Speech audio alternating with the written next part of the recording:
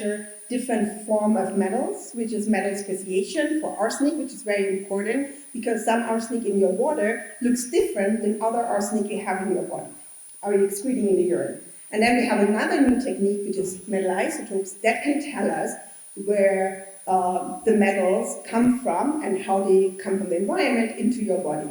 But my colleagues will tell you more about that. That's the way how we measure it. So this is an instrument in our university. We can measure up to 35 metals, but for the study, we did 18 metals. We measured it in water, and what I said, we measured it in urine. And now let's move on to the different projects. Everybody explains you a little bit about it. And let's start with Azad, who's going to be the first speaker.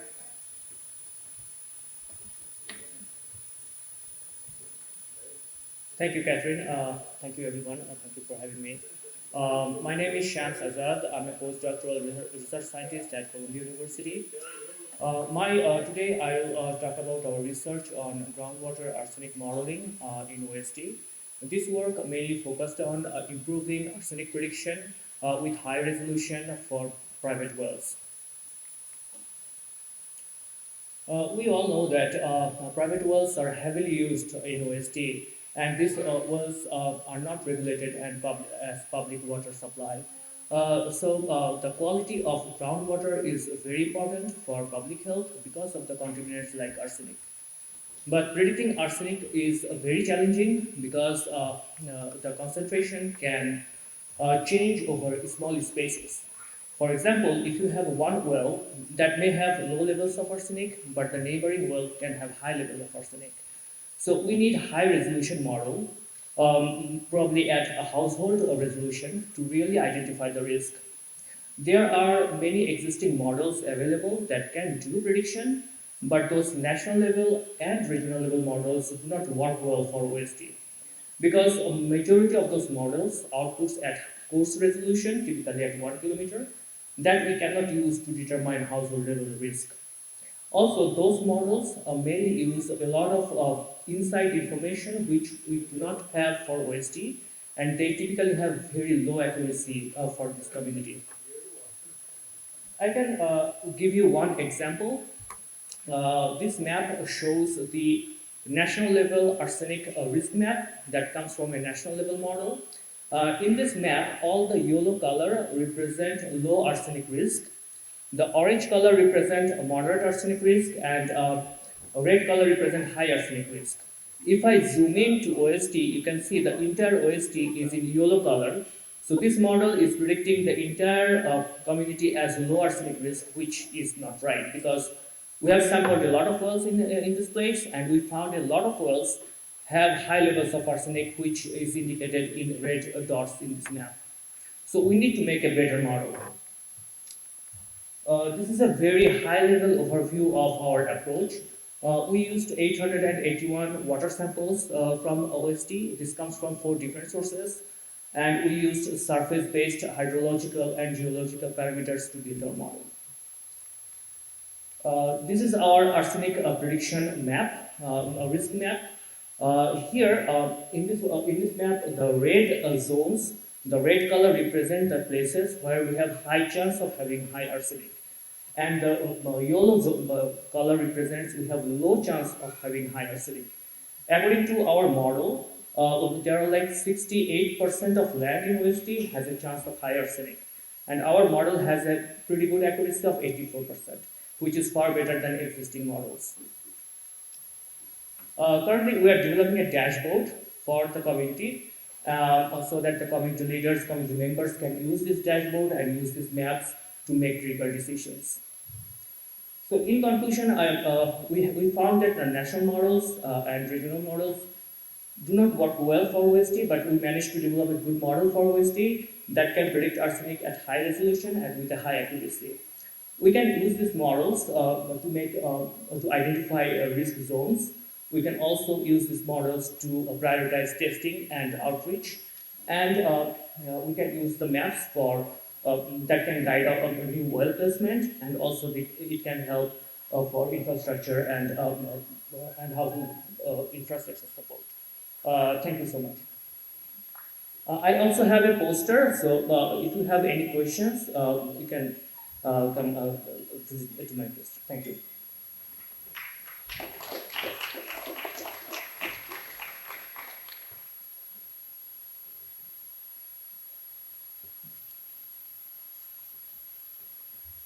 Hi everyone, I'm Anirban Basu. I'm the PI of our Project 2, Superfund Project 2. And I'm going to present a few slides. I'm mainly going to show the metal distribution in groundwater, and we have measured, as Kathrin mentioned, isotopes, particularly of uranium, and I'll tell you what the isotopes tell us about the water quality. And it's particularly important for people who are using private wells for drinking water. Also, when private well water is used for community water supply.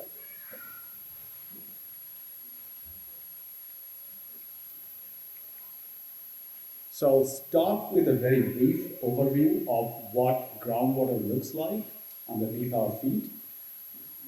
Usually groundwater has several zones depending on what kind of bacteria you have in groundwater, and these are good bacteria, so they are making sure the water quality is good. So when rainwater ends up in the ground, it's similar to the blue zone on the left, and the water there has plenty of oxygen in it, so aerobic bacteria use that oxygen. If your well is drilled within that zone, it's quite likely, if the aquifer has metals, then the metals are going to come in your water. So that's why it's really important. And then when the bacteria use up all the oxygen, then a different group of bacteria starts using what's left. And there is a progression of that. And if you go all the way to where bacteria starts using iron, then sometimes your water looks reddish when it comes out of your spigot or tap. And that's because there is a lot of iron. And when that happens, that kills some of the toxic metals, for example, uranium in water. So that's, for uranium, is a good thing that those iron bacteria are active. And then when it goes to further down the line, sometimes water stinks like rotten egg. And that's also a good thing because that also kills uranium from water.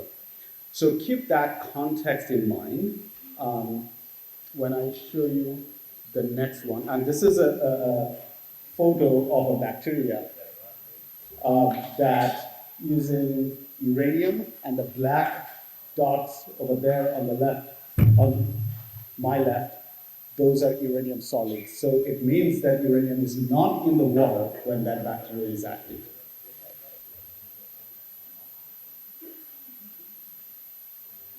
So this is what we see in the OST groundwater.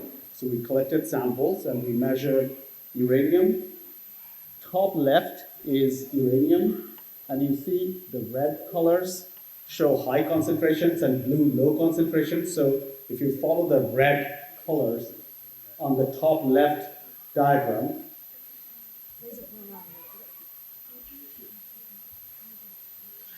so for example here, it's high uranium, and we also see some hotspots here.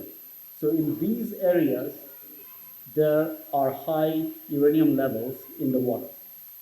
Now, this shows arsenic, and if you look at the pattern, arsenic follows a very similar pattern. Areas of high uranium also have high arsenic, and in both cases, uranium levels are above the EPA limit. Now, if we move to the plots here, this shows selenium. The good news is selenium in the water, in aquifer, is below the EPA MCL. So that's good. Nowhere we found higher than the EPA limit. And these are not models. These are observations. These are what we see in real water samples. And vanadium, that's a metal that often comes with uranium, also follow the same pattern.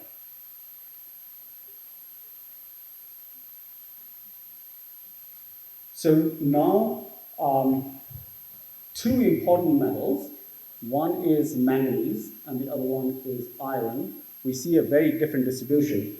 So we see in this part where we saw high uranium, there is very little manganese and there is very little iron in water.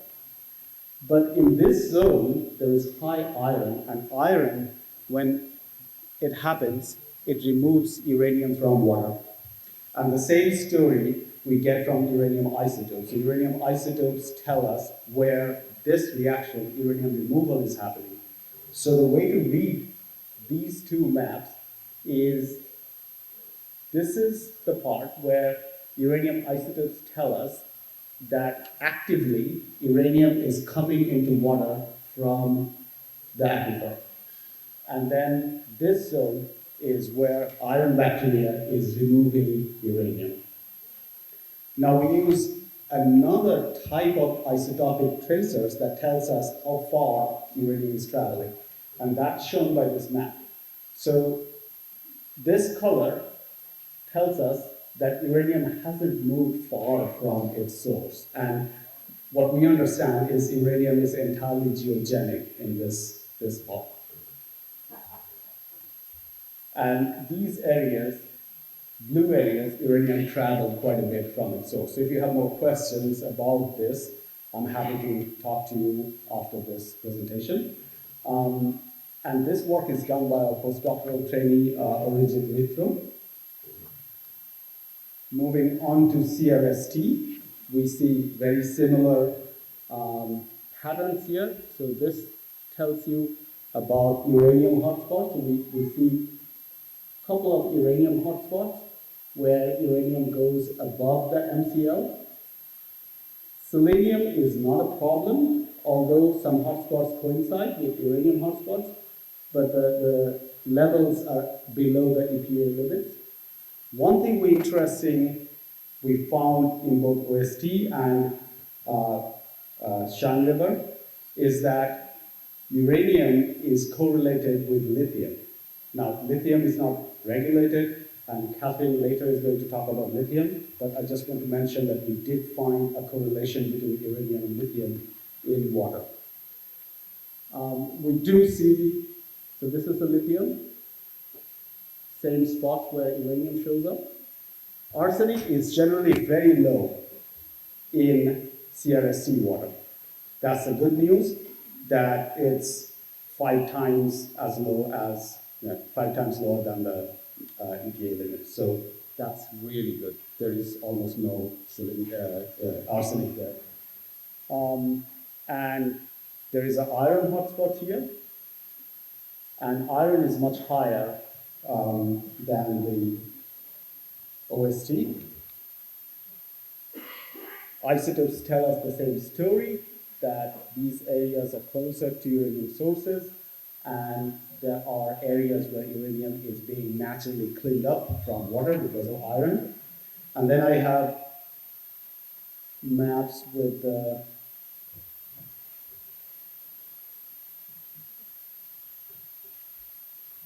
SOT.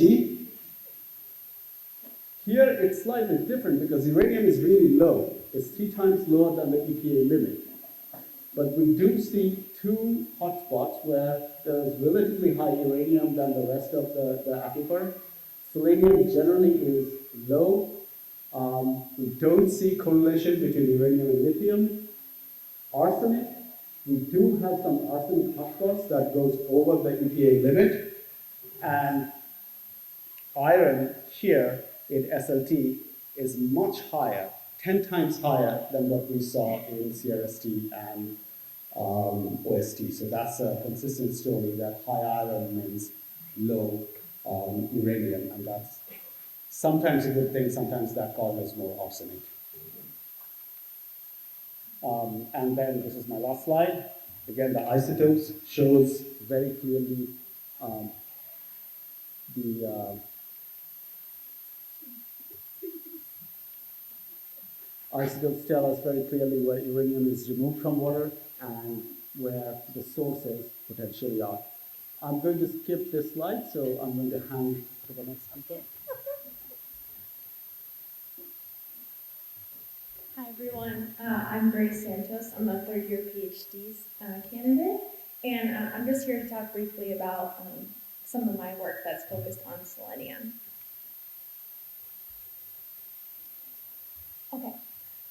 So in addition to being a metal, selenium is important because it's an essential nutrient. It is naturally occurring in the environment in both soil and water sources, and humans are normally, traditionally, and primarily exposed to selenium through their diet and also drinking water. And foods, it enters the food system to be able, in certain foods that are high in selenium are primarily animal proteins and legumes and beans and other leafy vegetables. Selenium is known for its antioxidative properties, but it is also used pervasively throughout the body for both brain functioning, immune system, and also for male reproductive health. Our labs at Columbia are able to measure selenium in multiple different ways. The first way we can measure it is amongst a panel of total urinary metals, in which selenium is measured among 17 other metals. And then we also have the analytical capabilities of measuring it at more resolved levels of both at the metabolite level and also the species level. And so this is particularly important because this is what my dissertation is focused on. And so I've started with a preliminary sample of doing the urinary selenium speciation method on 100 urinary samples from the Strong Heart study in the most recent phase. And we've been able to quantify 5 individual selenium species.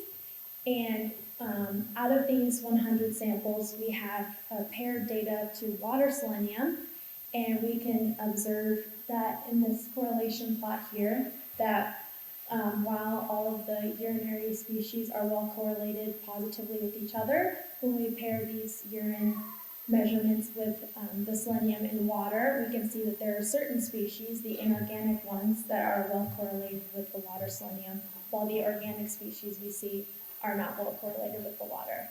And so all of this information and all of this research is highly important because it's giving us important insights into how selenium is metabolized differently on an individual level, and how this may help us better understand how selenium is influential to human health.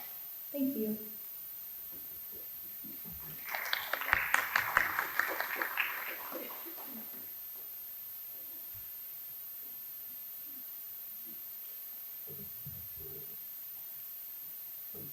My name is Carolyn, and I'm going to share some of those urinary metal results over time. So the Strong Heart study has been going on for a long time, and now we have Kathrin's team has measured metals in urine samples that people have given in up to 3 visits over the last 25 years. So these numbers are for people who had that baseline visit and then either 1 or 2 follow-up visits. And during the last 25 years, EPA has set new regulatory limits for uranium and arsenic, and uranium and arsenic levels have gone down in the general population. And these metals are toxic. Water is a major source of exposure, and we wanted to know how they've changed in the Strong Heart family study.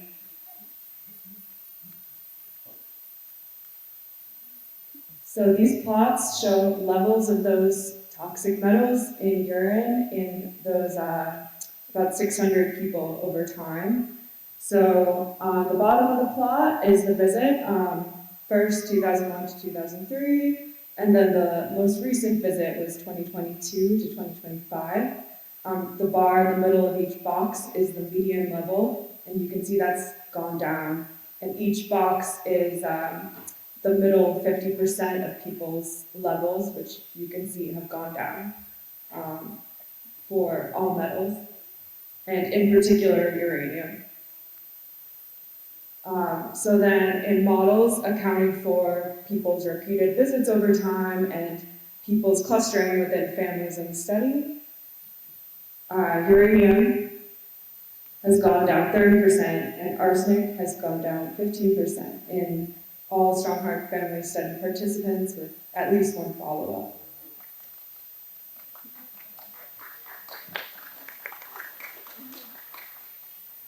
It's great.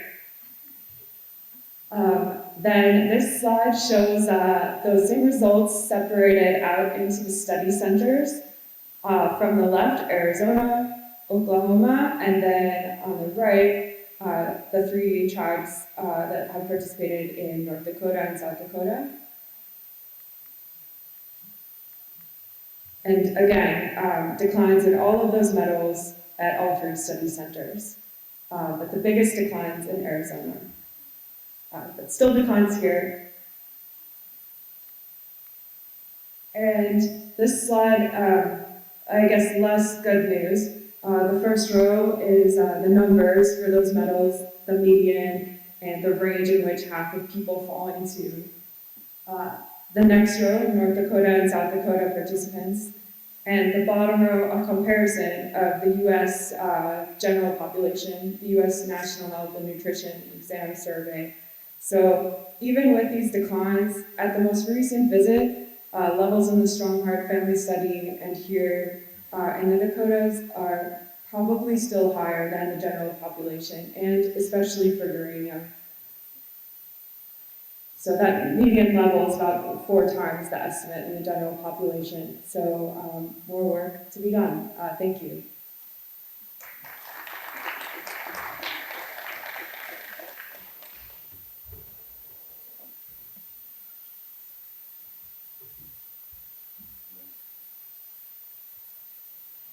As Caroline showed, it was a great success that some of the metals, arsenic, uranium, and tungsten, the levels in urine went down. That's great. So now I would like to give your attention to another element, which is lithium, and I think a lot of you have heard in one way or another about lithium. And we got an opportunity to measure lithium in water and urine and compare it, and it's a study done by one of our PhD students, Alan Bannon. So this is just to show you, this is the US map, and you can see, you can see in the public water or well water that the higher levels of lithium has been found in the western part of the US and also in South Dakota and North Dakota. So what's the difference between arsenic, uranium, and tungsten in water and lithium in water? So for lithium, there's no regulation right now. So EPA has only a suggested screening level, which says everything which is above 10 and between 60 should be like monitored. Like below 10 micrograms per liter, it's okay. Above 60 micrograms per liter, there might be some health risk. But this monitoring just started in 2023, so it's very recent. So we have very limited information about lithium in water. But since we collected the water samples in 2023, here in communities, we thought, let's get the opportunity to measure lithium and include that in our data set. So what you can see here is a box plot from 3 communities. We have water samples. We have Arizona, North and South Dakota, and Oklahoma. So what I just want to show you that these 3 communities are completely different levels of lithium in their water. So Oklahoma is relatively low and probably falls within the limit where EPA would say it's below 10 micrograms per liter. But what I would like to highlight is the communities in North and South Dakota, because they exactly fall in this range where screening should have happened between 10 and 60 micrograms per liter, and sometimes even exceed 60 micrograms per liter. And as I said, this is not restricted, it's not a regulation, right? There's no limit which can be in your water. So then what we looked at also lithium in urine, and we looked at the same strong heart, phase 5 and phase 7. And what I want to show you, these are the ones here in North and South Dakota for phase 5 and phase 7. So this is more than 15 years apart, and what you can see that the urine lithium levels are kind of similar between these 15 years. Of course, there's no regulation, right? And what we see here in the urine is kind of turn around, sorry, kind of identical to the levels we find in the water. So what it tells us is a lot of the lithium you find in the water, you get it also in the urine. So there's a strong correlation between you have more lithium in your water, you have more lithium in urine. So, but why does that matter? Okay, because we all know about, we have a lot of studies about arsenic, what the health effects of arsenic are. So why does it matter about lithium and what does levels mean? It's because lithium, what we know is the target organs, the brain, the kidney, and the glands, thyroid glands. However, we do not know yet, is there a level which is beneficial for your health, maybe even beneficial for your brain? And at which levels it becomes potentially problematic. So we need way more studies, so that's what we now want to do in the future.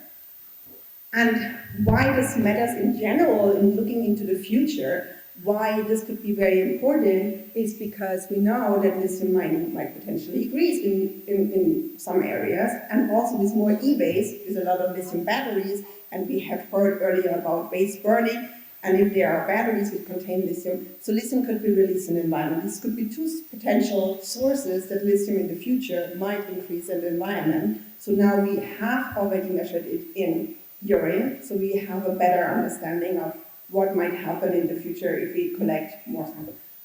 I am done. And this is the last slide. So if you want to know more about our super fun program and the studies, the trainees, the amazing work everybody is doing, please use the QR code and or visit our website. Thank you so much.